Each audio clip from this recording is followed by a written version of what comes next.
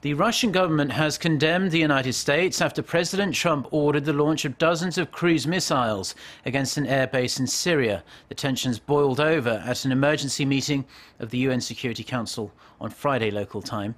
Soo-young reports.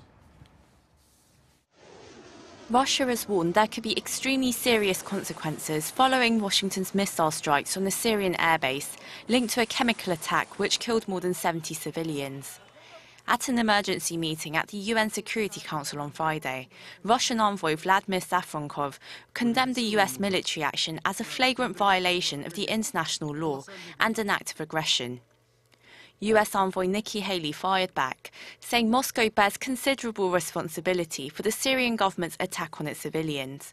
She said Russia either knew of the Assad regime's possession of chemical weapons or was incompetent and being made a fool of. Defending the Trump administration's actions as measured steps in the interest of national security, Haley added the US is prepared to take further action if necessary. The envoy's altercation reflects escalating bilateral tensions between the US and Russia.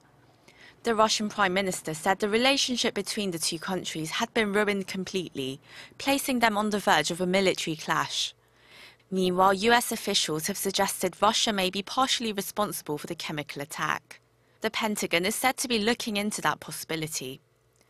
Despite the sharp uptick in tension, US Secretary of State Rex Tillerson will still travel to Moscow next week for talks with his Russian counterpart Sergei Lavrov and possibly President Vladimir Putin.